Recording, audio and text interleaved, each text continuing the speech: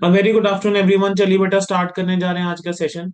बेटा आज के सेशन के अंदर मैंने आप लोगों के साथ जो रिवाइज करवा के चलना है, सबसे पहला टॉपिक दैट इज शेड्यूल 3। बेटा शेड्यूल 3 के लिए मैंने आप लोगों के साथ जो हमारे क्लास नोट्स हैं, मैंने उसकी पीडीएफ आपके सामने अभी रखी है। ठीक है, आप लोग एक बार मुझे कंफर्म कर देंगे इस टाइम आपके सामने शेड्यूल 3 क्लास नोट्स लिखा हुआ बेटा? Yes sir. Yes sir. ठीक है बच्चे। बच्चे ये वाली फाइल हम रेफर करके चलेंगे। ठीक है, आपने शेड्यूल 3 बच्चे जहां मर्जी से पढ़ा हो, चाहे आप मेरे स्टूडेंट हैं नहीं हैं, आपने शेड्यूल 3 जैसे मर्जी पढ़ा है, शेड्यूल 3 का फॉर्मेट हमेशा सेम रहेगा। ठीक है, तो आप कोई भी नोट्स अपने सामने रख सकते हो अगर ये वाले नोट्स नहीं भी है। मैं इन नोट्स को बेस मान के चलूंगा। ठीक है।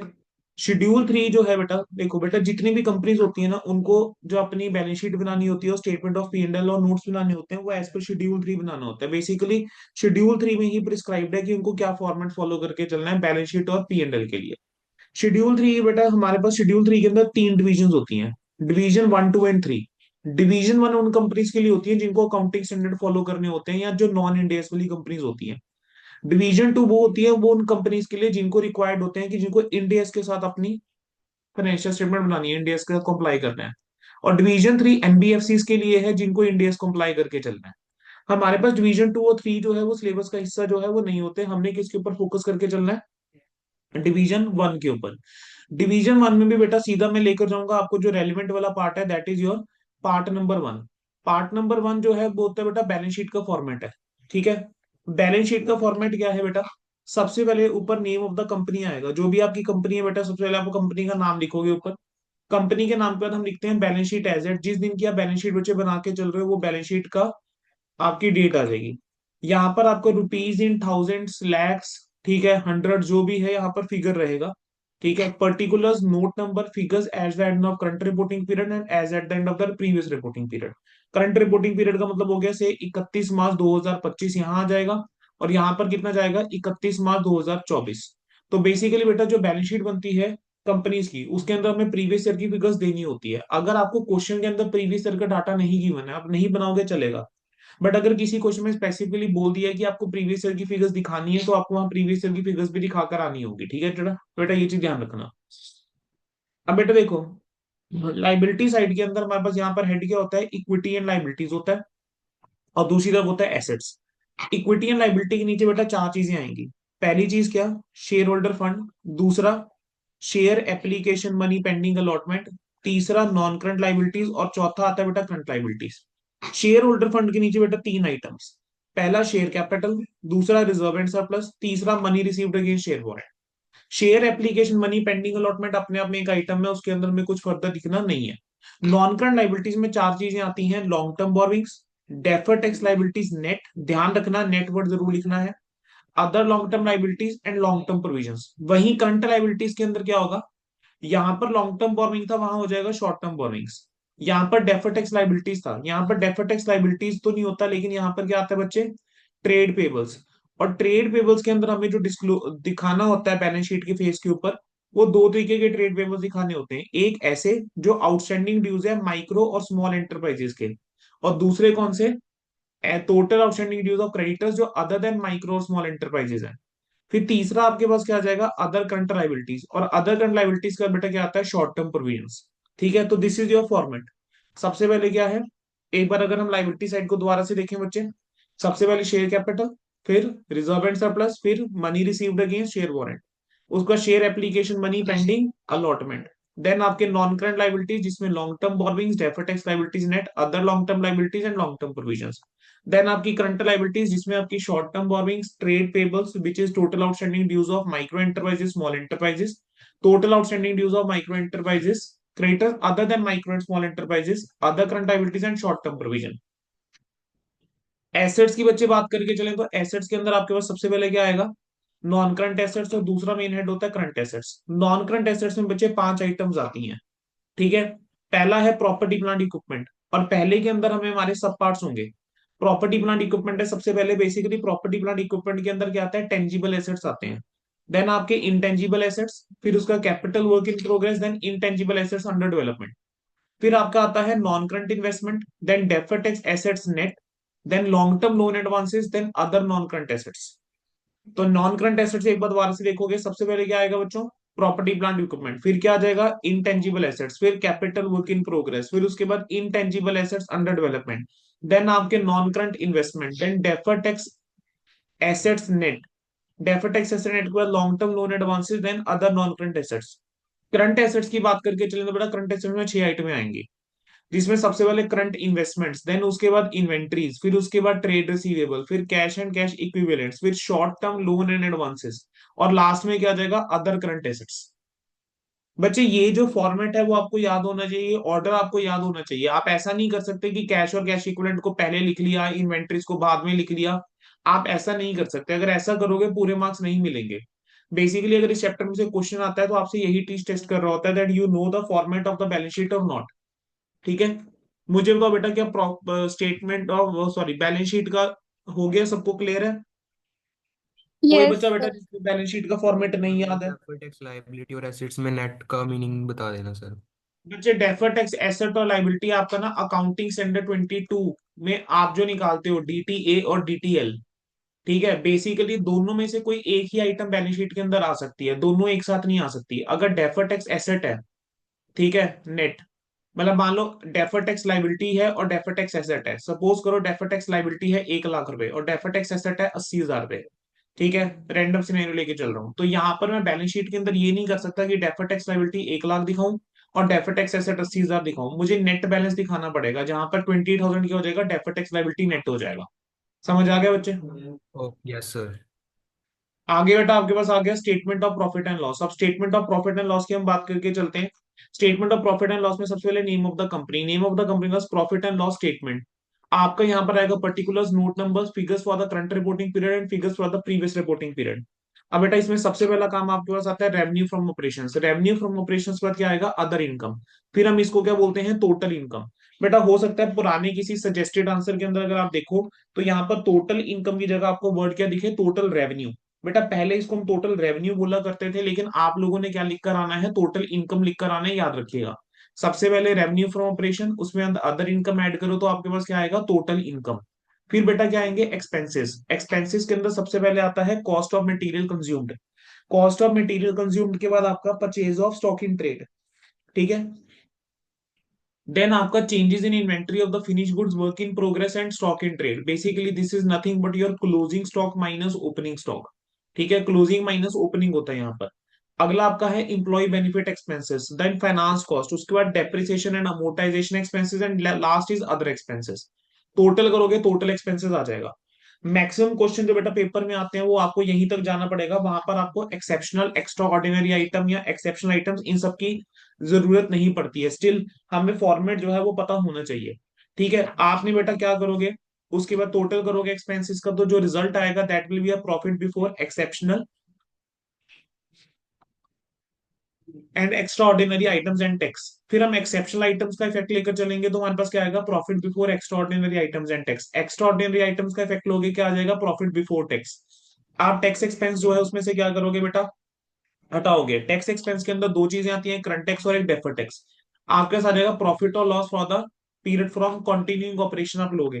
देन डिसकंटिन्यूइंग ऑपरेशन का प्रॉफिट और लॉस लेना है, टैक्स एक्सपेंस लेस करना है। प्रॉफिट और लॉस डिसकंटिन्यूइंग ऑपरेशन से आफ्टर टैक्स आ जाएगा।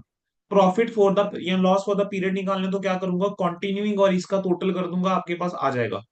बोलो बच्चे क्या फॉर्मेट क्लियर है? अब पेपर के लिए अगर मैं आपको बता के चलूं, पेपर के लिए आप ऐसा कर सकते हो कि जो आपका टोटल इनकम है और टोटल एक्सपेंसेस है, यहां तक तो याद रखोगे। उसके बाद आप डायरेक्टली आप क्या कर सकते हो, ये जंप कर सकते हो, ये स्किप कर सकते हो ये सारी items, and you can directly right profit before tax. You can directly right profit before tax. But अगर मैं आईसीआई के बच्चे लेटेस्ट वाले आंसर देख के चल रहा हूँ, ठीक है, प्लीज मेरी बात ध्यान से समझना। अगर मैं आईसीआई के लेटेस्ट वाले आंसर देख के चल रहा हूँ तो मैं वहां पर एक ट्रेंड देख रहा हूँ कि that they are making the full balance sheet, यानी फुल फॉर्मेट। यानी उन्होंने वहां पर एक्सेप्शनल और एक्स्ट्रा ऑर्डिनरी आइटम लिखा है। अब एक्सेप्शनल और एक्स्ट्रा ऑर्डिनरी आइटम अगर कुछ भी नहीं है तो वहां पर उन्होंने उसको नील करा है। देन उसके बाद they have move to profit before extra ordinary item, then extra ordinary item को नील करा है, ठीक है, फिर उसका प्रॉफिट बिफोर टैक्स। तो उन्होंने इस तरीके से करा है, यू कैन ट्राई अगर ऐसा हो जाता है। और लास्ट आइटम क्या होती है, अर्निंग पर शेयर बेसिक और डिल्यूटेड, ठीक है। बेटा शेड्यूल 3 के अंदर सबसे ज्यादा जरूरी तो यही चीज है कि आपको फॉर्मेट याद होने बड़े जरूरी है, ठीक है।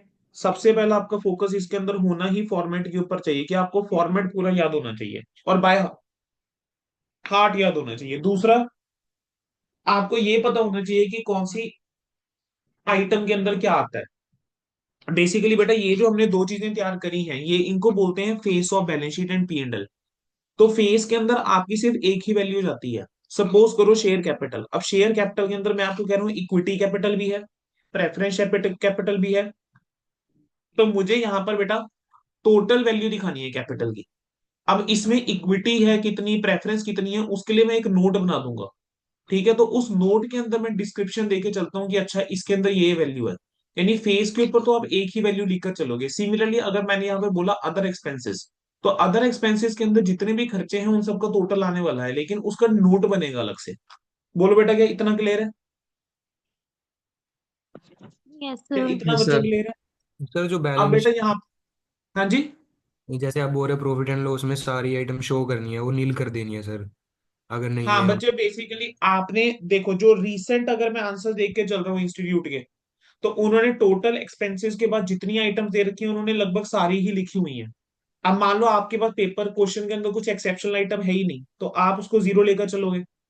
मतलब हमने, तो सर बैलेंस शीट में भी सेम करना है, जैसे ये शेयर एप्लीकेशन मनी नहीं पेंडिंग। बच्चे बैलेंस शीट के अंदर अगर मैं बात करके चलूं तो बैलेंस शीट के अंदर आप सिर्फ वही लिखो आइटम्स जो आपको गिवन है।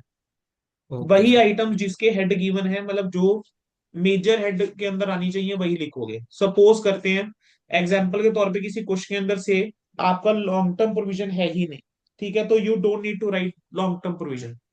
आपको वहां ओके। पे लॉन्ग टर्म प्रोविजन दिखाने की जरूरत नहीं है। ठीक है जी, क्लियर है? Yes sir. चलो जी, हम नोट्स की बात करके चलते हैं बेटा। सबसे पहले आया शेयर कैपिटल।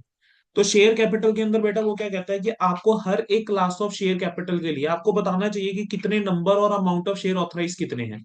ऑथराइज का मतलब समझते हो ना, कि जितने शेयर कंपनी इशू कर सकती है ड्यूरिंग इट्स लाइफ टाइम।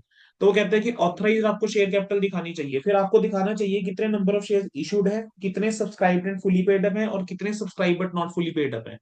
आपको हर शेयर की पार वैल्यू जो है वो बतानी चाहिए। देन एक रिकंसिलेशन होनी चाहिए तैयार रिपोर्टिंग डेट के एंड में, कि कितने आपके नंबर ऑफ शेयर आउटस्टैंडिंग थे एट द बिगिनिंग और एट द एंड। फिर आपको डिटेल देनी होगी अगर कोई भी शेयर्स अलॉट करे गए हैं बेटा पिछले 5 साल के अंदर, immediately preceding the balance sheet date. यानी अगर मैं 31 मार्च से 24 की बैलेंस शीट बना के चल रहा हूँ और मैं कह रहा हूँ इसके पिछले 5 सालों के अंदर अगर कोई भी शेयर इशू करे गए हैं, कैसे इशू करे गए हैं, ठीक है, बाय वे ऑफ बोनस करे गए हैं, या शेयर्स बायबैक करे गए हैं, या कोई भी शेयर्स जो है वो अलॉट करे गए हैं as fully paid up pursuant to a contract, किसी कॉन्ट्रैक्ट के चलते लेकिन जिसके लिए कोई पेमेंट हमें कैश में नहीं आई है, तो आपको उसको सेपरेटली दिखा के चलना है। और हम ये चीज हम करते भी हैं चैप्टर्स के अंदर, कि अगर मान लो बोनस शेयर इशू करे गए हैं तो हम क्या लिखेंगे, हम इस तरीके से लिखते हैं दैट आउट ऑफ अबव, ठीक है, से 10,000 share have been issued by way of bonus. तो हम वहां पे डिस्क्लोजर जो है वो देके चलना होता है। अगर आप डिस्क्लोजर नहीं दोगे बेटा तो नंबर कट जाएंगे। ठीक है, डिस्क्लोजर के मार्क्स होते हैं। देन आपको बेटा शेयर होल्डिंग पर डिस्क्लोज करनी चाहिए प्रमोटर्स की। Calls in area share forfeited दिखाना चाहिए। अगर कोई भी शेयर रिजर्व करे गए हैं फॉर इशू अंडर ऑप्शन या कॉन्ट्रैक्ट, वो आपको दिखा के चलने होंगे। अगर कोई भी शेयर होल्डर ऐसा है जो बेटा जो जिसके पास 5% से ज्यादा की होल्डिंग है, ठीक है, 5% उससे ज्यादा की होल्डिंग है, तो आपको उस शेयर होल्डर की डिटेल अलग से देनी होती है। आप किसी भी कंपनी की बेटे बैलेंस शीट उठाओगे आपको ये सारे पॉइंट देखने को मिलेंगे। ठीक है, अब आ जाते हैं बेटा रिजर्व एंड सरप्लस के ऊपर। बेटा रिजर्व एंड सरप्लस को कैसे ध्यान रखोगे? रिजर्व एंड सरप्लस के लिए मैं आपको एक थंब रूल देके चलता हूँ। मैं कहता हूँ सबसे पहले वो रिजर्व आएंगे which are of specific nature, उसके बाद वो रिजर्व आएंगे जो जनरल वाले हैं, ठीक है, अदर्स वाले। तो बेटा सबसे पहले हम क्या लिखते हैं, कैपिटल रिजर्व। कैपिटल रिजर्व के बाद क्या आ जाता है, सीआरआर। सीआरआर के बाद आ जाएगा सिक्योरिटीज प्रीमियम। अगर आप ऑर्डर में याद रख सकते हो बहुत बढ़िया। अगर किसी बच्चे को लग रहा है मैं ऑर्डर में याद नहीं रख पाऊंगा, कोई दिक्कत नहीं है, आप शफल कर सकते हो। बस इतना ध्यान रखना, कोशिश ये करना कि पहले वो रिजर्व लिखो जो आपके स्पेसिफिक टाइप के हैं, और जो आपके जनरल पर्पस हैं, ठीक है, या फ्री रिजर्व्स हैं, उनको बाद में लिखना। तो सबसे पहले कैपिटल रिजर्व आ गया, फिर आपका सीआरआर आ गया, सिक्योरिटीज प्रीमियम आ गया, डिबेंचर रिडम्पशन रिजर्व आ गया, रिवैल्यूएशन रिजर्व आ गया। बेटा यहां पर गलती होती है, ये एक पॉइंट है जो ध्यान रखना है, share option outstanding amount. Share option outstanding amount जो है वो रिजर्व एंड सरप्लस के अंदर आता है। ये आपको एमसीक्यू के अंदर भी पूछा जा सकता है कि शेयर ऑप्शन आउटस्टैंडिंग अमाउंट जो है वो कहां पर आएगा। तो ध्यान रखना है this is shown under the reserve and surplus. Then उसका बेटा आपके अदर रिजर्व्स। फिर उसके बाद आपका क्या होता है सरप्लस। सरप्लस क्या होता है, कुछ नहीं बट आपका statement of P and L का जो बैलेंस होता है उसको सरप्लस बोलते हैं। अदर रिजर्व्स की जगह आप जनरल रिजर्व लिख सकते हो। जैसे अगर मान लो किसी क्वेश्चन में जनरल रिजर्व गिवन है, तो यहाँ पर ऑफ कोर्स मैं क्या लिखूंगा, जनरल रिजर्व वर्ड लिख दूंगा, ना कि अदर रिजर्व्स। ठीक है। अब बेटा जो भी एडिशन हुई होती है और डिडक्शन हुई होती है since the last balance sheet, आप उसको हर एक हेड के अंदर दिखा के चलोगे। सपोज करो कि आपने प्रॉफिट के अंदर यहाँ करा है, मान लो जनरल रिजर्व था, से जनरल रिजर्व का ओपनिंग बैलेंस था 1 लाख रुपए। अब ड्यूरिंग द ईयर आपने प्रॉफिट में से 50,000 और ट्रांसफर कर दिए, तो 50,000 की जो एडिशन है वो आपको दिखाकर चलनी है। ठीक है, तो 50,000 आप ऐड करके दिखाओगे। इसी तरीके से अगर कुछ यूटिलाइज करा है तो वो माइनस भी करके चलेंगे। अब वो कहता है कि if the debit balance of statement of P and L है, अगर मान लो बेटा जो आपका ये प्रॉफिट एंड लॉस का बैलेंस की बात करके चल रहे हैं, इसका बैलेंस कैसा है, डेबिटेड है। अगर डेबिट बैलेंस है तो बेटा हम ये नहीं करेंगे कि हम उसको एसेट में दिखाएं, हम उसको एज नेगेटिव फिगर दिखा के चलेंगे अपनी प्रॉफिट एंड लॉस अपनी बैलेंस शीट के अंदर ही, रिजर्व एंड सरप्लस में एज नेगेटिव फिगर आ जाएगा ये। ठीक है, कैसे दिखाओगे, नेगेटिव फिगर की तरह। अगर मान लो कि जो बैलेंस है statement of P and L का वो डेबिट है, लेकिन that debit is more than the aggregate of the other reserves, तब आपको रिजल्टिंग फिगर नेगेटिव दिखानी होगी। अब इसके ऊपर मैंने एक एग्जांपल भी क्लास में करवाया था। ठीक है। अब क्या एग्जांपल था, जरा एक बार इसको देखो। बेटा मान लेते हैं जनरल रिजर्व जो है वो है 3 लाख रुपए के, रिवैल्यूएशन रिजर्व जो है वो है 4 लाख रुपए का, सिक्योरिटीज प्रीमियम में 2 लाख रुपए का, कैपिटल रिजर्व में 1.5 पड़ा हुआ है। कह रहे हैं जो डेबिट बैलेंस है पी एंड एल का, ठीक है, डेबिट बैलेंस आपका पी एंड एल का कितना है, 7 लाख रुपए। आप कह रहे हैं debit balance of P and L जो है दूसरा केस 13 लाख रुपए। अब जरा बेटा सोचना शुरू करो। ठीक है, अब थोड़ा सा आप सोचना शुरू कीजिए क्या होगा। सर सबसे पहले मैं क्या लिखूंगा, रिजर्व एंड सरप्लस के नोट्स के अंदर सबसे पहले फिक्स वाले रिजर्व, तो उसके अंदर आपका सबसे पहला क्या आ जाएगा, सबसे पहले आपका कैपिटल रिजर्व आ जाएगा। सबसे पहले आपका क्या आ जाएगा, कैपिटल रिजर्व आ जाएगा। कैपिटल रिजर्व के बाद आपका क्या आ जाएगा, सिक्योरिटीज प्रीमियम आ जाएगा। ठीक है, सिक्योरिटी प्रीमियम आ जाएगा 2 लाख रुपए का। कैपिटल रिजर्व आएगा, उसका सिक्योरिटीज प्रीमियम आ गया 2 लाख रुपए का, फिर रिवैल्यूएशन रिजर्व आ गया 4 लाख रुपए का। ठीक है।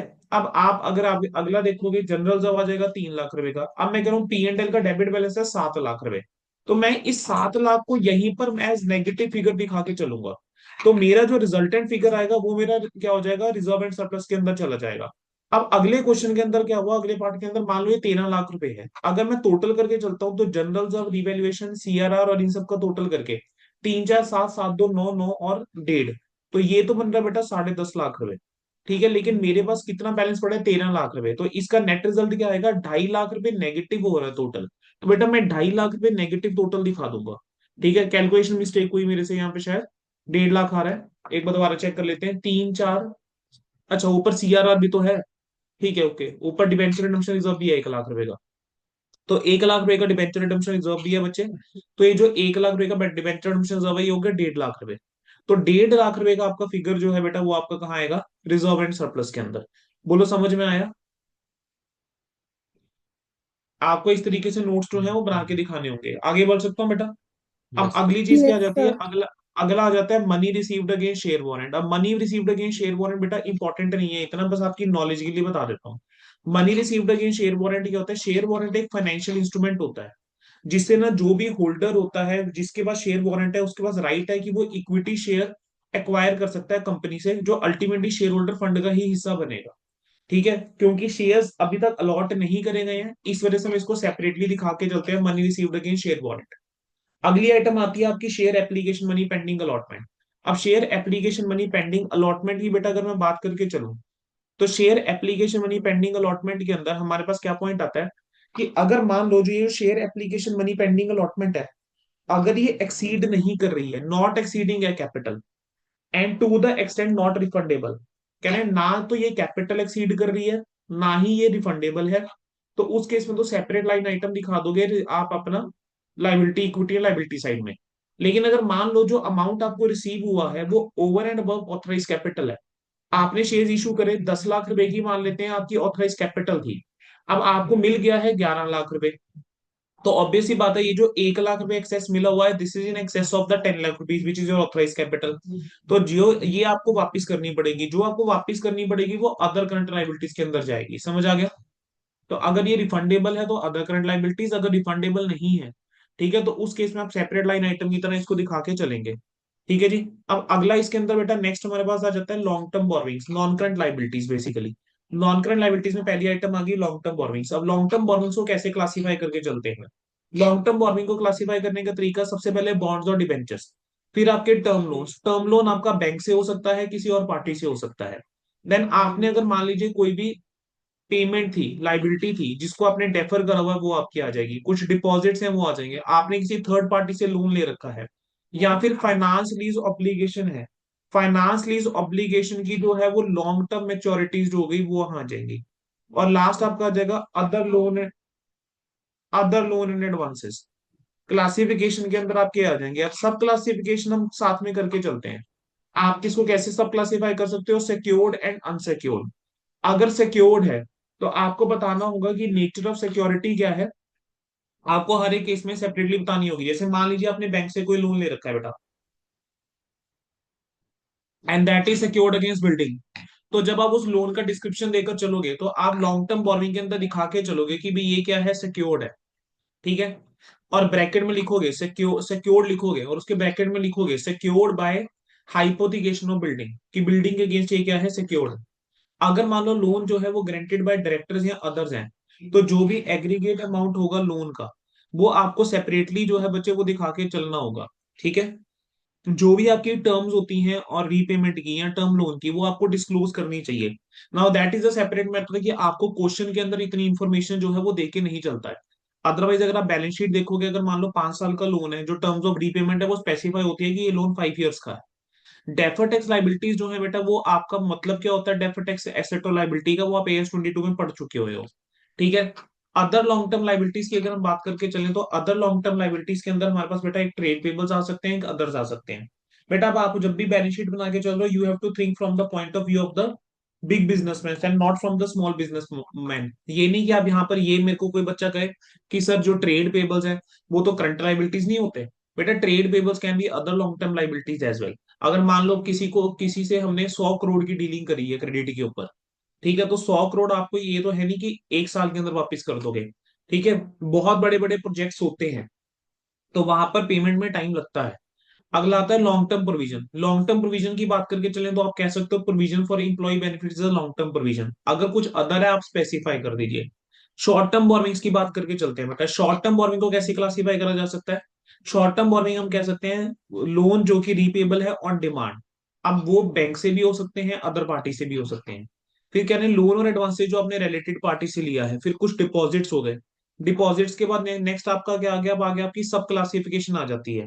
ठीक है। डिपॉजिट अदर लोन एडवांसेस आप स्पेसिफाई करके चलोगे, दिन आपकी सब क्लासिफिकेशन। बेटा जो सब क्लासिफिकेशन कहीं ना कहीं आप लॉन्ग टर्म में पढ़ के आए हो, वही सब क्लासिफिकेशन यहाँ चलती है। आपको बता के चलना होगा कि नेचर ऑफ सिक्योरिटी जो है वो क्या है। आपको क्या डिस्क्लोज करना होगा, that what is the nature of security, अगर सिक्योर्ड है। अनसिक्योर्ड है तो आप अनसिक्योर्ड को अलग दिखाओगे। अगर डायरेक्टर्स ने गारंटी दे रखी है तो एग्रीगेट अमाउंट ऑफ लोन की दिखा के चलोगे। और अगर जो आपकी लॉन्ग टर्म बोरोइंग्स की करंट मेच्योरिटीज होती हैं, even that is covered under this thing. ठीक है। देन बेटा उसके बाद नेक्स्ट हमारे पास क्या आ जाता है? नेक्स्ट हमारे पास आता है, मान लेते हैं कंपनी है, उसने लोन लिया हुआ है बैंक से 1 मार्च 2023 को। अब इस पॉइंट को समझा रहा हूं मैं, ये करंट मेच्योरिटीज वाले पॉइंट को। मान लेते हैं बेटा एक कंपनी है, उसने बैंक से क्या ले रखा है, लोन ले रखा है। कब लोन लिया था? से 1 मार्च 2023 को लोन लिया था। अब लोन का अमाउंट जो है वो है 10 लाख रुपए का, और लोन मान लेते हैं 4 इंस्टॉलमेंट में पेबल है। अब पहली इंस्टॉलमेंट जो है वो है 31 मार्च 2024 की। ठीक है। अब कह रहे हैं आप इसको कैसे दिखा के चलोगे? 31 मार्च 23 में और 24 में आपको सिर्फ एक्सट्रैक्ट दिखाने थे। ठीक है। अब मैंने यहाँ पर जब क्लास में पढ़ाया था तो मैंने यहाँ पर 2027 तक दिखा दिए थे, पूरे 5 साल का दिखा दिया था। बेटा जरा सोचना शुरू करते हैं।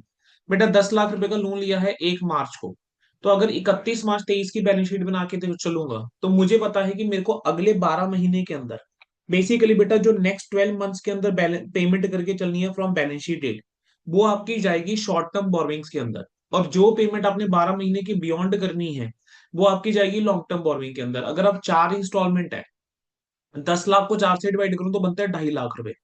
तो 31 मार्च 23 की अगर मैं बात करके चलूं, तो 31 मार्च 23 से 12 महीने 31 मार्च 24 तक मुझे 2.5 लाख रुपए की पेमेंट करनी है। तो ये 2.5 लाख रुपए जो है ये करंट मेच्योरिटीज है लॉन्ग टर्म बोरोइंग की। This will be shown in short term borrowings. और बाकी 7.5 लाख रुपए जो है वो आपका कहाँ पर जाएगा, लॉन्ग टर्म बोरोइंग्स के अंदर जाएगा। ठीक है। तो बेसिकली ये शॉर्ट टर्म बोरोइंग्स के अंदर 2.5 लाख जाएगा और लॉन्ग टर्म बोरोइंग्स के अंदर 7.5 जाएगा। अब 31वां 24 की बात करके चलो, तो आपने यहाँ पे 31वां 24 को 2.5 लाख की एक पेमेंट कर दी होगी, तो 2.5 लाख की पेमेंट का तो आपका 7.5 लाख रुपए बचा। अब ये 7.5 में से ढाई ऐसा है जो आपको अगले 12 महीने के अंदर पे करना है, बचा 5 लाख। तो 5 लाख आपका लॉन्ग टर्म में चला जाएगा, ढाई आपका शॉर्ट टर्म में चला जाएगा।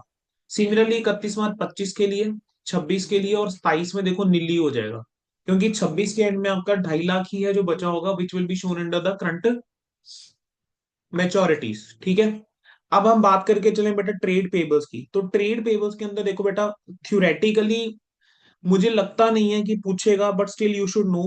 ठीक है, फॉर्मेट थोड़ा सा एक आइडिया होना चाहिए, अब तक टेस्ट इन्होंने नहीं करा है बेटा। ठीक है, ये वाला पॉइंट। लेकिन अगर एमसीक्यू में पूछ ले, at least you should know this. Trade payables जो होते हैं और बेटा जो ट्रेड रिसीवेबल्स होते हैं, दोनों ही केस के अंदर हमें ना एक एजिंग शेड्यूल है जो हमें आना चाहिए। आप बेसिकली देखते हो कि आउटस्टैंडिंग अमाउंट कितना है for the period from the due date of payment. जब ड्यू डेट ऑफ पेमेंट से आप चेक करोगे कि कितने टाइम के लिए वो आउटस्टैंडिंग है। अगर लेस देन 1 ईयर के लिए आउटस्टैंडिंग है, ठीक है, आप वो बताओगे। 1 to 2 ईयर्स के लिए यहाँ क्लासिफाई करोगे, 2 to 3 ईयर्स है यहाँ क्लासिफाई करोगे, 3 साल से ज्यादा है यहाँ, और टोटल करके दिखाओगे। अब इसको क्लासिफाई करने के भी दो तरीके हैं, एक है एमएसएमई। ठीक है, यानी medium small and micro medium small वाला भी इसके अंदर आ गया एमएसएमई। दूसरा आपका कौन सा आ जाएगा, अदर्स। अब देखो कुछ अमाउंट ऐसा होगा जो ना सेटल्ड होता है, जो आपको पता होता है कि आप भी कह रहे हो देना है अमाउंट, वो एमएसएमई मतलब वो आपने अमाउंट देकर चलना है, डिस्प्यूटेड नहीं है। But there might be certain amount जो हो सकता है डिस्प्यूटेड हो। सपोज करो मैं कह रहा हूँ आपने बच्चे मेरे 1 लाख रुपए देने हैं, लेकिन आप कह रहे हो नहीं सर हमने 90,000 रुपए देने हैं। तो यहाँ पे 90,000 तो हम कह रहे हैं ना कि कॉमन ही है, तो 90,000 तो जो है वो अनडिस्प्यूटेड वाला है। तो जो अनडिस्प्यूटेड वाला है उसको हम अलग दिखाएंगे, लेकिन ये जो 10,000 जिसका डिस्प्यूट है, ये 10,000 जो है, ये क्या होगा, डिस्प्यूटेड के अंदर दिखाया जाएगा।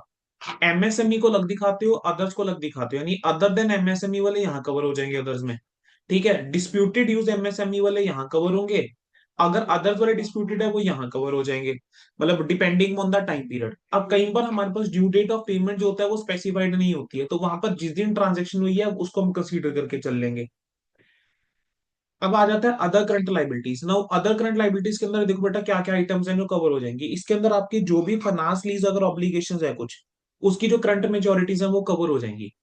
अगर इंटरेस्ट जो है वो एक्रूड है but not due on borrowing, वो भी आ जाएगा। Interest accrued and due on borrowing भी आ जाएगा। इंटरेस्ट अगर रिसीव्ड हुआ है बेटा एडवांस में, यहाँ आपका अदर करंट लाइबिलिटीज के अंदर कवर्ड हो जाएगा। Income sorry received in advance जो है वो आपका यहाँ लाइबिलिटी के अंदर कवर हो जाएगा। देन आपका कोई आपका अनपेड डिविडेंड है वो आपका यहाँ कवर हो जाएगा। कोई एप्लीकेशन मनी है जो रिसीव हुई है अलॉटमेंट के लिए और ड्यू फॉर रिफंड है, हमने ऊपर भी ये चीज मैंने आपको पढ़ा दी थी। इसी तरीके से बच्चे ऐसा हुआ कि मान लेते हैं कि कोई डिपॉजिट्स हैं या कोई डिबेंचर्स हैं जो मेच्योर्ड हो गए हैं, उसके ऊपर कुछ इंटरेस्ट भी था, अब लेकिन वो क्या है, अनपेड है। ठीक है, तो वो भी यहाँ पर आपका अदर करंट लाइबिलिटीज में आ जाएगा। उसके अलावा अगर कोई है तो आप अमाउंट जो है वो स्पेसिफाई कर दोगे, अमाउंट जो है वो क्या कर दोगे, स्पेसिफाई कर दोगे। ठीक है, क्लियर है। अब शॉर्ट टर्म प्रोविजंस के अंदर हमारे पास क्या आ जाता है, शॉर्ट टर्म प्रोविजंस के अंदर आता है प्रोविजन फॉर एम्प्लॉय बेनिफिट्स आ जाएगा। उसके अलावा there can be provision for taxation warranties. ठीक है, वो हम जो है वो डिपेंड वो क्रिएट कर देंगे शॉर्ट टर्म प्रोविजन। देन आपके एसेट शुरू होते हैं। एसेट्स के अंदर सबसे पहले आता है property plant equipment. Property plant equipment में बेसिकली आपके टेंजिबल वाले आ जाते हैं। ठीक है, अब टेंजिबल वाले के अंदर आपका लैंड आ गया, बिल्डिंग आ गया, प्लांट इक्विपमेंट आ गया, furniture, vehicle, office equipment, others इसमें में क्लासिफाई करी गई है। कह रहे हैं अगर मान लीजिए कोई एसेट ऐसा है जो आपने लीज के ऊपर लिया हुआ है तो उसको आप सेपरेटली दिखा के चलोगे। ठीक है, अब यहाँ पर आपको ना डिस्क्लोजर बच्चे देकर चलने होते हैं कि आपका ओपनिंग बैलेंस कितना है, ड्यूरिंग द ईयर एडिशन कितनी करी है, अगर कोई डिस्पोज ऑफ करा है वो आपको बताकर चलना होगा। बेसिकली एक रिकंसिलिएशन स्टेटमेंट जो है हम बनाकर चलते हैं। अगर आपने कोई एक्विजिशन करी है, किसके थ्रू, अगर आपने एक्विजिशन करी है से बिजनेस कॉम्बिनेशन के थ्रू, यानी आपने से टेक ओवर करा किसी कंपनी को, या अमेलगमेशन के केस में आप कह लीजिए, या फिर अगर मान लीजिए आपने रीवैल्यूड करा है, ठीक है, तो वो भी यहाँ पर उसका इम्पैक्ट आ जाएगा। जिस तरीके से बेटा प्रॉपर्टी प्लांट इक्विपमेंट के लिए हमने पॉइंट्स पढ़े, बिल्कुल उसी मैंने में इंटेंजिबल एसेट्स के लिए जो रिकंसलेशन वाले पॉइंट है वो तो कॉमन है। बस इंटेंजिबल एसेट को क्लासिफाई कैसे करके चलोगे? गुडविल हो गया, ब्रांड हो गया, ट्रेडमार्क हो गया, computer software, copyright, licence, franchises. बेटा बहुत सारी लिस्ट है, तो आप पूरी लिस्ट के लिए अपना मॉड्यूल देख सकते हो। ठीक है, देन आपका कैपिटल वर्क इन प्रोग्रेस हो गया। Now capital work in progress क्या होता है बेसिकली? आप ऐसे समझिए कि कोई भी काम है, जैसे बिल्डिंग का ही आप एग्जांपल लेकर चल लो बच्चे। अब बिल्डिंग जो है उसको बनने में अच्छा खासा टाइम लगता है, एलेंटे मॉल है उसको बनने में बहुत अच्छा खासा टाइम लगा। तो जो भी आपके कैपिटल वर्क इन प्रोग्रेस होते हैं आप उसको सेपरेटली दिखाना चाहिए। कहेंगे आप उसको लॉन्ग टर्म लोन्स के अंदर इंक्लूड करके चलोगे और एडवांसेस के अंदर इंक्लूड करके चलोगे। अगर मान लीजिए कोई कैपिटल एडवांस है, अगर कोई कैपिटल एडवांस है तो that should be shown under long term loan advances. जो आपका कैपिटल वर्क इन प्रोग्रेस होता है बेटा, उसका में एक एजिंग शेड्यूल बनाना होता है कि कितने प्रोजेक्ट्स जो है वो इन प्रोग्रेस है और कितने प्रोजेक्ट टेम्परेरी सस्पेंडेड है। और आपको बताना होता है वो टाइम पीरियड के अकॉर्डिंग क्लासिफाई करना होता है कि जो अमाउंट है लेस देन 1 ईयर वाला, 1 to 2 ईयर्स वाला, 2 to 3 ईयर्स वाला और मोर देन 3 ईयर्स वाला, और आप टोटल करके चलते हो। ठीक है। अब अगर मान लीजिए कि कोई प्रोजेक्ट था, वो कंप्लीट हो जाना चाहिए था, वो उस प्रोजेक्ट के कंप्लीट होने में डिले हुआ है, तो वो ओवर ड्यू हो चुकी हुई है उसकी कंप्लीशन, तो उसके लिए भी हम सिमिलर शेड्यूल बना के चलते हैं। अब बेटा इस चीज को समझाने के लिए हमने एक गाइडेंस नोट से, जो आपका डिवीजन 1 का गाइडेंस नोट है उसमें से मैंने क्वेश्चन उठाया हुआ है। कंपनी ए जो है वो क्या कर रही है, एक प्लांट की कमीशनिंग में लगी है। प्रोजेक्ट एक्टिविटी जो है वो was in progress eight the end of the reporting period, चौथे साल के एंड में प्रोग्रेस में है प्रोजेक्ट एक्टिविटी। और कह रहे हैं उसने वेरियस आइटम्स के ऊपर क्या क्या खर्चे करे हैं कमीशनिंग के लिए, ये खर्चे करे हैं। ठीक है, आपको ईयर वाइज एक्सपेंस दे रखा है, पहले साल 100 लाख, फिर 150, फिर 250, फिर 50। कैपिटल वर्क इन प्रोग्रेस का बैलेंस कितना है? 100 हो जाएगा। अब यहाँ पे कैपिटल वर्क इन प्रोग्रेस का बैलेंस कितना होगा? देखो 100 का खर्चा तो पहले से हो रखा था, प्लस इस साल 150 का, वो तो 250 हो गया। सिमिलरली हमें 550 रुपए का खर्चा जो है capital work in progress eight the and है। आपको कह रहे हैं ईयर 4 के एंड में बताओ डिस्क्लोजर कैसे लेके चलोगे? अब हमने यहाँ पर वही है, एजिंग शेड्यूल के अकॉर्डिंग बेटा डिस्क्लोजर देके चलना होता है। तो डिस्क्लोजर जो है वो कैसे दिया जाएगा? ये आपका आ गया capital work in progress, amount in capital work in progress for a period. अब यहां पर आप चेक करके चलो, ये जो 50 रुपीज वाला अमाउंट है, ठीक है, ये 50 लैक्स में है सारी फिगर। जो 50 लैक्स बीस का अमाउंट है, प्रोजेक्ट देखो इन प्रोग्रेस है। और दूसरा होता है प्रोजेक्ट टेम्परेरी सस्पेंडेड, तो सस्पेंडेड वाला तो केस है नहीं, तो यहां तो कुछ नहीं आने वाला। अब जो प्रोजेक्ट इन प्रोग्रेस है वहां पर आ जाएगा। अब ये अमाउंट जो है वो लेस देन 1 ईयर है, तो ये हमने 1 ईयर में दिखा दी, लेस देन 1 ईयर में। अब जो आपका 250 रुपए का अमाउंट है, इसको 1 साल से तो ज्यादा हो चुके हुए हैं लेकिन 2 साल से कम है, तो हमने यहाँ पे 250 दिखा दिया। अब 150 वाले को 2 साल हो चुके हुए हैं, तो 2 to 3 ईयर्स में आ गया। और जो पहले वाला अमाउंट था 180 का, उसको तो 3 साल से ज्यादा हो चुके हुए हैं। यानी हम कौन सी डेट पे देख के चल रहे हैं? 31 मार्च ऑफ फोर्थ ईयर। ठीक है, फोर्थ ईयर के एंड में आप देख के चल रहे हो। तो 50 जो है वो तो लेस देन 1 ईयर में फॉल कर जाएगा। और टोटल आप करके इस तरीके से दिखा के चलोगे एजिंग शेड्यूल यहाँ पर भी। अगर आपके बेटा कोई इंटेंजिबल एसेट्स अंडर डेवलपमेंट है, कह रहे हैं उनको आपको कब डिस्क्लोज करना चाहिए? अगर वो रिकॉग्निशन क्राइटेरिया मीट आउट करके चल रहे हैं जो अकाउंटिंग स्टैंडर्ड 26 के अंदर है। नेक्स्ट आपका आते हैं बेटा नॉन करंट इन्वेस्टमेंट्स। बेटा नॉन करंट इन्वेस्टमेंट्स को वो कहते हैं, दो कैटेगरी के अंदर हम बांट सकते हैं। एक होती है ट्रेड इन्वेस्टमेंट, एक होती है other investment. Trade investment basically कौन सी इन्वेस्टमेंट होती है? ट्रेड इन्वेस्टमेंट इज इन्वेस्टमेंट जो एक कंपनी करके चलती है शेयर्स के अंदर या डिबेंचर्स के अंदर किसी और कंपनी के, ताकि वो अपने बिजनेस को या ट्रेड को फर्स्ट कंपनी के ट्रेड या बिजनेस को प्रमोट कर सके। अब इसकी फर्दर क्लासिफिकेशन कैसे हो सकती है? इन्वेस्टमेंट इन प्रॉपर्टी हो सकती है, इक्विटी में हो सकती है, प्रेफरेंस में हो सकती है, गवर्नमेंट सिक्योरिटीज हो सकती है, डिबेंचर्स, बॉन्ड्स, म्यूचुअल फंड। आपने किसी पार्टनरशिप फंड के अंदर, फर्म के अंदर इन्वेस्टमेंट करी हुई है, अदर नॉन करंट आपके एसेट्स आ गए। कहेंगे इन्वेस्टमेंट जो होती है वो कैरिड आउट किसके ऊपर होती है? अगर other than cost carried out होकर चल रही है, तो आपको सेपरेटली दिखा के चलना है। अगर मान लीजिए कोई इन्वेस्टमेंट है, आप उसको कॉस्ट के ऊपर नहीं दिखा रहे, अदर देन कॉस्ट दिखा के चल रहे हो, आप स्पेसिफाई करके चलोगे कि आपने किस बेस पे वैल्यूएशन करी है, और आपको उसको सेपरेटली दिखाना होगा। अब आपको जो आपकी कोटेड इन्वेस्टमेंट होती है, कोटेड इन्वेस्टमेंट का मतलब क्या होता है? ऐसी इन्वेस्टमेंट जो कि लिस्टेड है। ठीक है, ऐसी इन्वेस्टमेंट जो है जो कि लिस्टेड है, तो आपको उसका एग्रीगेट अमाउंट जो है कोटेड इन्वेस्टमेंट का और मार्केट वैल्यू जो है वो दिखानी होगी। अगर लेकिन अगर अनकोटेड इन्वेस्टमेंट है, यानी जो लिस्टेड नहीं है, तो उस केस में आपको एग्रीगेट अमाउंट जो है वो दिखा के चलना होगा। देन बच्चे इसके बाद नेक्स्ट हमारे पास आता है कि अगर आपने मान AS 13 आप लोगों ने पढ़ा हुआ है, आप लोग जानते हो AS 13 के अंदर कि अगर there is a long term investment और अगर परमानेंट फॉल है, या जो फॉल है वो अदर देन टेम्परेरी वाला है, तो वहां पे आप प्रोविजन क्रिएट करके चलते हो for diminution in the value of investment. तो डिम्यूशन के लिए अगर आपने कोई प्रोविजन क्रिएट करी हुई है तो बेटा उसका भी आपको यहाँ पे सेपरेट डिस्क्लोजर देके चलना होगा। देन आपका आ गया deferred tax assets. Deferred tax assets और लाइबिलिटी के बारे में आपको बता चुका हूँ कि वो आपका नेट अमाउंट आता है। ठीक है, मतलब यहाँ तो डेफर्ड टैक्स एसेट आएगा या लाइबिलिटी आएगी, और आपको कोई क्वेश्चन देखने को नहीं मिलेगा जिसके अंदर आपको शेड्यूल 3 में वो डेफर्ड टैक्स एसेट या लाइबिलिटी दे। अगर किसी में आ भी गया तो बस आपको ये पता होना चाहिए कि बैलेंस शीट के अंदर या डेफर्ड टैक्स एसेट आएगा या लाइबिलिटी आ रहा होगा। देन आपके आगे long term loan and advances. Long term loan and advances के अंदर सबसे पहले आपका आ गया क्लासिफिकेशन। तो बेटा पहली क्लासिफिकेशन आ गई कैपिटल एडवांस। ठीक है, अब कैपिटल एडवांस के बाद आ गया अगर आपने कोई लोन या एडवांस किसी रिलेटेड पार्टी को दे रखा है, या कोई और लोन एंड एडवांस आ गया। अब इसको हम सब क्लासिफाई कर सकते हैं कि कितना है which is secured and considered good, unsecured considered good and doubtful. अभी तक पेपर के अंदर जो है उसने ये चीज टेस्ट करके नहीं चला है कि आपको सिक्योर्ड अनसिक्योर्ड और डाउटफुल के ऊपर क्लासिफाई करना पड़े। कहेंगे जो बैड और डाउटफुल डेट लोन्स और एडवांसेस होते हैं उसको आपको अलाउंसेस जो उसके लिए है, उसको आपको सेपरेटली डिस्क्लोज करना चाहिए। अब बेटा कुछ एक कॉमन पॉइंट होते हैं। ठीक है, चाहे आपका लॉन्ग टर्म लोन एडवांसेस है, अदर नॉन करंट एसेट्स है, या ट्रेड रिसीवेबल आएगा अभी यहाँ पे, शॉर्ट टर्म लोन एडवांसेस है, सबके लिए कॉमन पॉइंट है कि अगर कोई भी लोन या एडवांस या कोई भी डेट जो ड्यू बाय डायरेक्टर है या किसी और कंपनी के ऑफिसर के ड्यू है, या कोई भी, या एनी ऑफ देम ज्वाइंटली और सेवरली विद अदर पर्सन, या कोई भी अमाउंट जो ड्यू है बाय द फर्म्स या प्राइवेट कंपनीज जिसके अंदर डायरेक्टर जो है वो पार्टनर है, या डायरेक्टर जो है या मेंबर या डायरेक्टर है या फिर मेंबर है, उसको सेपरेटली जो है डिस्क्लोज करना होगा। सीधी सी बात करके चले, हुआ क्या यहाँ पर, वो क्या कह रहा है कि अगर कोई भी लोन और एडवांस है या डेट है जो किसी डायरेक्टर ने देना है, ठीक है, तो उस केस में आपको उसको सेपरेटली डिस्क्लोज करना चाहिए। अब वो ये हो सकता है कि इंडिविजुअली उसने ले रखा हो तो वो दिखाओ, हो सकता है कि उसने क्या करा है, कोई पार्टनरशिप फर्म फॉर्म कर ली, ठीक है, जिसके अंदर वो पार्टनर है, या कोई कंपनी है जिसके अंदर वो डायरेक्टर है, या कोई मेंबर है, कोई और एंटिटी है जिसके अंदर वो मेंबर है। अब उस एंटिटी को भी अगर कुछ है, ठीक है, जो basically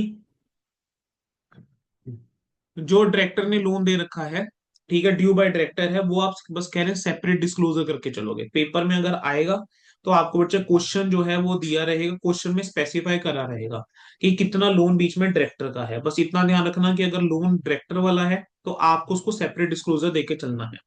then other non current assets की बात करके चले तो अदर नॉन करंट एसेट्स के अंदर क्लासिफिकेशन कैसे होती है, एक तो लॉन्ग टर्म और सिक्योरिटी डिपॉजिट। जैसे मान लीजिए टेलीफोन के लिए, इलेक्ट्रिसिटी के लिए कुछ सिक्योरिटी डिपॉजिट दिया है तो वो लॉन्ग टर्म वाला होगा, यहाँ पर आ जाएगा। सब क्लासिफिकेशन इसकी सेम है जो हम ऊपर पढ़ के आए थे लॉन्ग टर्म लोन्स और एडवांसेस के अंदर।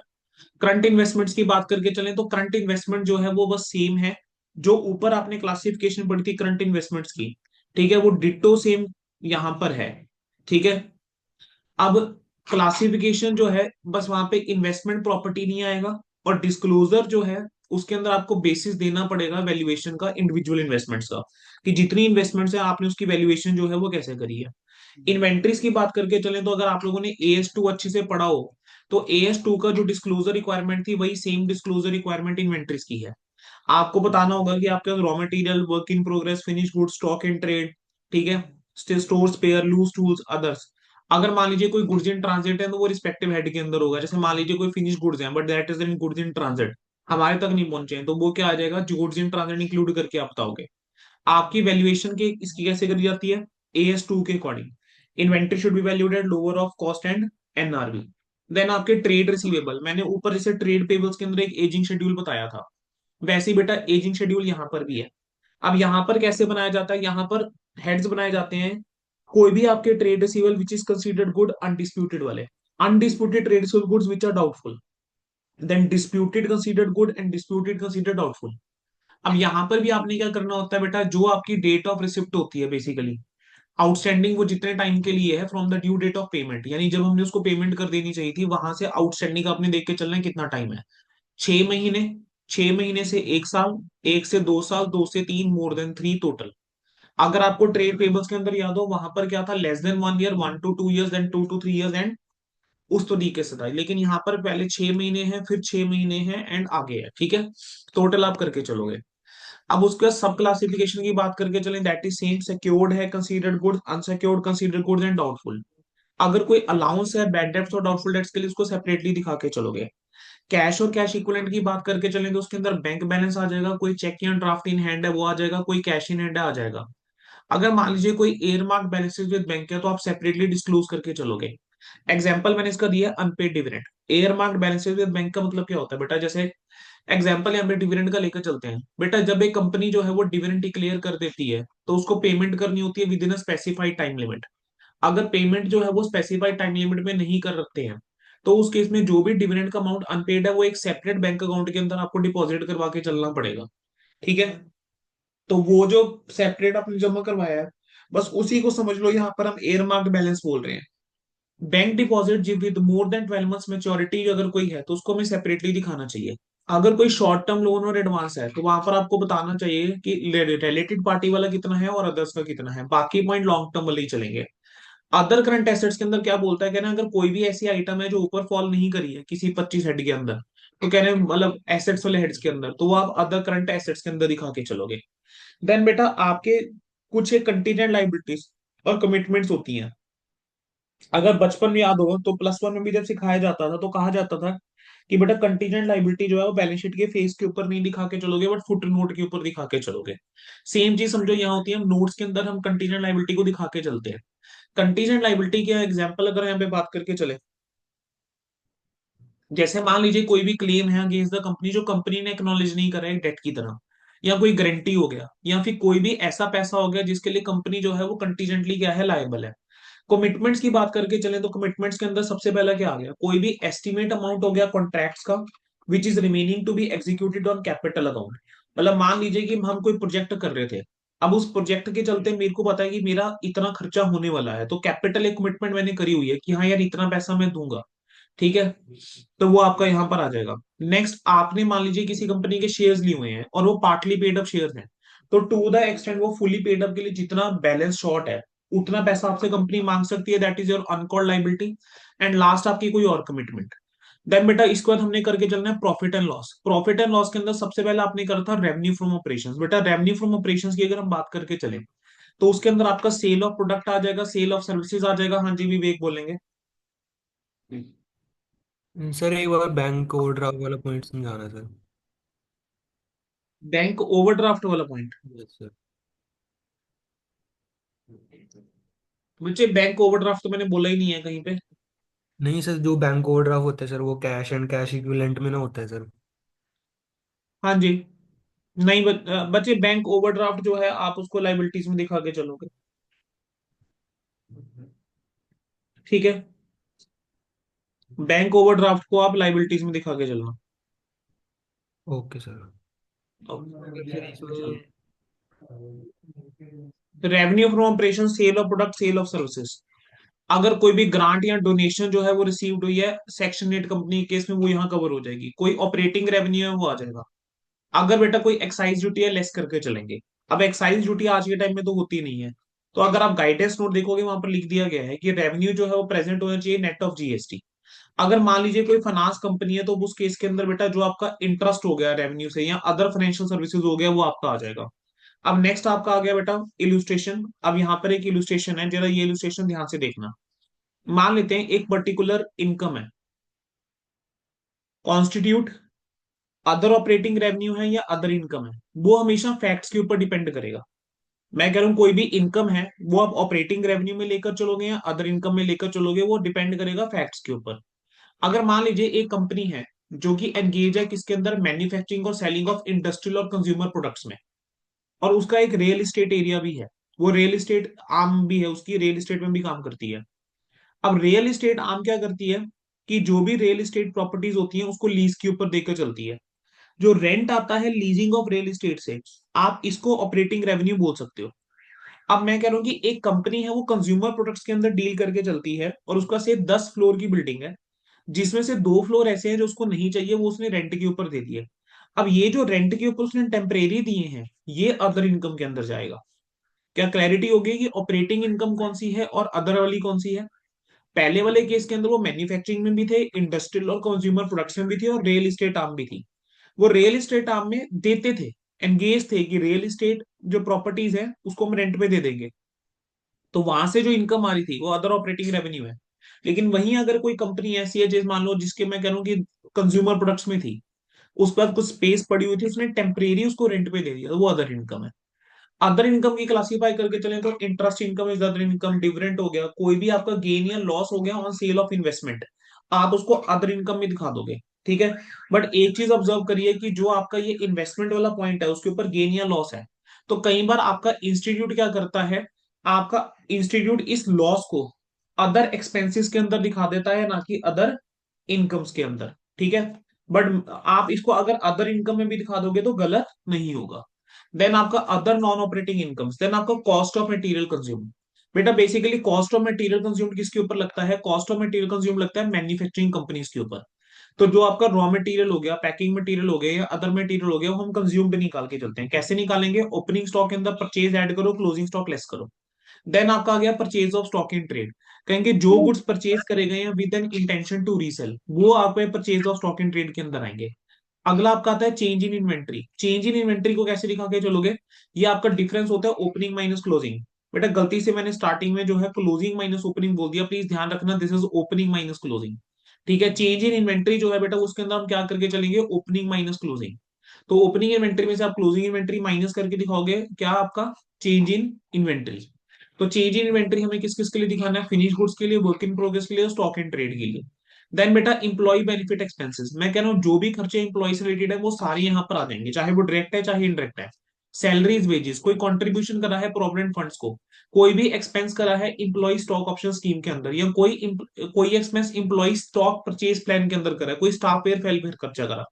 फाइनेंस कॉस्ट के अंदर क्या क्या कवर हो जाता है, आपका इंटरेस्ट एक्सपेंस हो गया, जो आपने बैंक से बोरविंग ले रखी है, डिबेंचर्स के ऊपर इंटरेस्ट है, बॉन्ड्स के ऊपर इंटरेस्ट है, कोई और बोरविंग कॉस्ट है, लोन फैसिलिटेशन की चार्जेस हैं, लोन के प्रोसेसिंग चार्जेस है, कोई गारंटी चार्जेस हैं। कहेंगे यहाँ पर जो आपका कोई भी आपका नेट गेन या लॉस होता है जो फॉरेन करेंसी ट्रांसलेशन या ट्रांसलेशन के ऊपर, AS 11 के अंदर हमने पढ़ा हुआ है। ठीक है। तो वो भी आपका यहाँ पर कवर हो जाएगा। देन आपका नोट नंबर 35 है depreciation and amortisation. Depreciation basically लगती है टेंजिबल एसेट्स यानी PPE के ऊपर, और अमोर्टाइजेशन लगता है इंटेंजिबल एसेट्स के ऊपर। बाकी एक्सपेंसेस कह रहे हैं जितने भी एक्सपेंसेस जो ऊपर किसी हेड में नहीं आए हैं वो आपके अदर एक्सपेंसेस हैं। आपके कुछ सेपरेट डिस्क्लोजर रिक्वायर्ड होते हैं अदर एक्सपेंसेस के लिए। अगर आपने कोई स्टोर या स्पेयर पार्ट्स कंज्यूम करे हैं सेपरेटली दिखो। पावर एंड फ्यूल के ऊपर कितना खर्चा करा, रेंट हो गया, रिपेयर्स हो गया, बिल्डिंग की मशीनरी की, इंश्योरेंस का खर्चा हो गया, रेट और टैक्सेस एक्सक्लूड हो गया, और मिसलेनियस एक्सपेंस हो गया। कहेंगे कोई भी आइटम अगर किसी एक्सपेंडिचर की या वो 1% ऑफ रेवेन्यू फ्रॉम ऑपरेशन से ज्यादा है, या 1 lakh whichever is higher, यानी आप क्या करोगे, रेवेन्यू फ्रॉम ऑपरेशन लोगे, रेवेन्यू फ्रॉम ऑपरेशन का आप 1% निकालो और 1 लाख निकालो, 1 लाख लो, इन दोनों में से जो भी हायर है अगर, ठीक है, आपको उस आइटम को सेपरेटली डिस्क्लोज करके चलना ही होगा। सपोज करो रेवेन्यू फ्रॉम ऑपरेशन का 1% जो आ रहा है वो 1,20,000 आ रहा है, तो 1,20,000 इज नाउ हायर अमाउंट, तो 1,20,000 से ज्यादा बेटा जो भी चीजें हैं वो आपकी क्या हो जाएंगी, यहाँ पे सेपरेटली डिस्क्लोज करके आपको चलनी होती है। ठीक है। तो बेटा ये आपका क्या था, शेड्यूल 3 था पूरा का पूरा। अब वही बात है, जब क्वेश्चंस करेंगे तब और क्लैरिटी हमें यहाँ पर मिलेगी। तो बच्चे शेड्यूल 3 का कंसेप्ट मैंने आपको जो मेजर आपको रिक्वायर्ड है वो मैंने आपको रिवाइज करवा दिया from examination perspective. I hope बेटा सबको क्लियर है। सर हाँ जी ES बच्चे। डबल ESPP वो समझा दो जो इम्प्लॉय बेनिफिट एक्सपेंसेस में लिखा हुआ था। बच्चे वो एक्सपेंस है, वो एक्सपेंस और ESPP है, स्कीम्स होती हैं अलग अलग इंप्लॉय के बेनिफिट्स के लिए। ठीक है। तो इम्प्लॉय स्टॉक परचेज प्लान होता है, वो इम्प्लॉय स्टॉक परचेज प्लान से रिलेटेड अगर बेटा कोई भी खर्चा अगर हुआ है वो खर्चा आपका इम्प्लॉय बेनिफिट के अंदर आएगा। बेटा पहले इंटर लेवल में एक चैप्टर होता था ईसॉप नाम का, तो हम क्या करते थे उसके अंदर जो एक्सपेंस होते थे वो हमारे साथ कुछ रिकॉग्नाइज करके चलते थे। तो जो एक्सपेंस ये वाला होता था वो भी आपका इंप्लॉय बेनिफिट एक्सपेंस के अंदर कवर होगा। सिमिलरली ESPP के अंदर अगर कोई एक्सपेंस है तो वो भी आपका इंप्लॉय बेनिफिट में कवर होगा। अगर आपको वहां क्वेश्चन, मेरे मैंने अभी तक तो कोई क्वेश्चन नहीं देखा है जिसके अंदर उन्होंने इस आइटम का नाम लिख रखा हो, लेकिन कभी आ जाता है एक्सपेंस ऑन ESPP या employee expense related to ESOP, तो वो आपका इंप्लॉय बेनिफिट के अंदर जाएगा। ठीक है जी। Okay sir. अब बेटा आप लोगों ने इस चैप्टर को तैयार कैसे करना है सुनेंगे। मैं यहां पर जो है एक बार के लिए रिकॉर्डिंग बंद कर दूंगा। आप लोग 5 to 10 मिनट्स लगाएंगे, एक बार फॉर्मेट रिवाइज करोगे। उसके बाद आप जो पहला क्वेश्चन है, जो मैंने क्वेश्चन बैंक शेयर करा हुआ है, आप पहला क्वेश्चन जो है बिना सोल्यूशन देखे एक बार जरा खुद से ट्राई करोगे। ठीक है।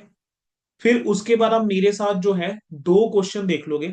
इस पूरे चैप्टर के अंदर बेटा 2 क्वेश्चन मैं आपके साथ जो है कवर अप कर लूंगा, जिसके अंदर आपको एक थॉरली पता लग जाएगी किस तरीके से क्वेश्चन को अप्रोच करना है। ठीक है, और पेपर में कैसे क्वेश्चन सॉल्व करना है। तो आप लोग अब यहाँ पे 15 मिनट्स लेंगे। अब जब आप क्वेश्चन सॉल्व कर रहे होंगे बच्चे इस चैप्टर के, तब आपने कैसे करना है, 15-20 मिनट्स आप आराम से लीजिए और आप पहला क्वेश्चन ट्राई करना शुरू करो। अब पेपर के अंदर आप अब पेपर के लिए तैयारी करनी है तो कैसे करनी है समझेंगे।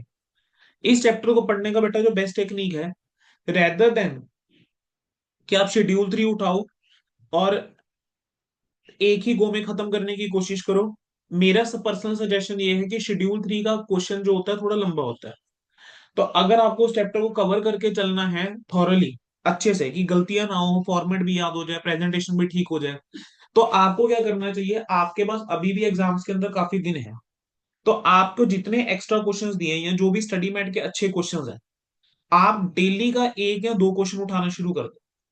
अगर आप ऑल्टरनेट पे भी 1 या 2 क्वेश्चन उठा रहे हो, 2 क्वेश्चन ऑल्टरनेट पे उठा लो या डेली बेस के ऊपर 1 क्वेश्चन उठा लो। रूटीन बना लो कि 1 क्वेश्चन तो करना ही करना है हमने। मैंने आपको 12 ही एक्स्ट्रा क्वेश्चंस दिए हैं, तो अगर आप डेली का 1 क्वेश्चन भी करते हो तो दिसंबर दिसंबर में आपके सारे क्वेश्चन हो जाएंगे। ठीक है। फिर जहां जहां पे गलतियां हो रही है ना, आपने उन गलतियों को नोट डाउन कर लेना है। और पेपर से पहले भी हमने ये करना है कि एक अच्छा कॉम्प्रिहेंसिव क्वेश्चन आपका 11 तारीख से पहले, जो आपका फर्स्ट पेपर है उससे पहले, 11 तारीख से पहले जो 2-3 दिन रहेंगे उन दिनों के अंदर कोई एक क्वेश्चन प्रॉपरली अच्छे लेवल का, जिसके अंदर स्टेटमेंट ऑफ P&L भी बननी हो, बैलेंस शीट भी बननी हो, वो आपने कर लेना है, खुद से सॉल्व करना है। ठीक है, लिख के प्रॉपर। तो आपका बेटा अपने आप कॉन्फिडेंस इस चैप्टर में आ जाएगा। जिन आइटम्स के अंदर आपको लग रहा है आपसे गलतियां हो रही हैं, उन आइटम्स का ट्रीटमेंट जो है वो अलग से एक जगह पे लिख लेना, ताकि एंड मोमेंट पे उसको रिवाइज करके चले जाओ कि इन आइटम्स को हम गलत क्लासिफाई करके चलते हैं। तो वो हमें अलग से हमारी एक लिस्ट जो है बेटा वो तैयार होनी चाहिए। ठीक है। और उसके अलावा अगर कोई और डाउट आएगा बेटा इस चैप्टर के अंदर, तो बच्चे आप लोग मेरे से ग्रुप में भी पूछ सकते हो, पर्सनली भी पूछ सकते हो। ठीक है, वो मैं मेरे से पर्सनली या ग्रुप्स में जो है वो पूछ लेना, प्रेफर करना ग्रुप में पूछने की, क्योंकि बेटा ग्रुप के अंदर ये होता है कि अगर कई बार मेरे को डिले हो गया है आंसर देने में, या मैं बाई चांस मैसेज स्किप कर गया हूँ आपका, तो ग्रुप में कोई ना कोई और बच्चा आंसर दे देगा। ठीक है, तो ग्रुप में आप पूछ सकते हो। ठीक है जी। चलो बच्चे, now I am giving you 20 minutes, 20-22 minutes दे रहा हूं मैं आपको। 5:10 इट इज ऑलमोस्ट 5:30 के अराउंड मैं दोबारा से रिज्यूम करूंगा, जिसके अंदर मैं आपके साथ 2 क्वेश्चन करके चलूंगा। ठीक है। टोटल हम 4 क्वेश्चन करेंगे, जिसके अंदर 2 क्वेश्चन सिर्फ डिस्कस डिस्कस होंगे, बाकी 2 क्वेश्चन जो है मैं आपके साथ थोड़ा सा लिख के भी करूंगा। ठीक है। So take your time and we will meet at 5:30 now. ठीक है जी।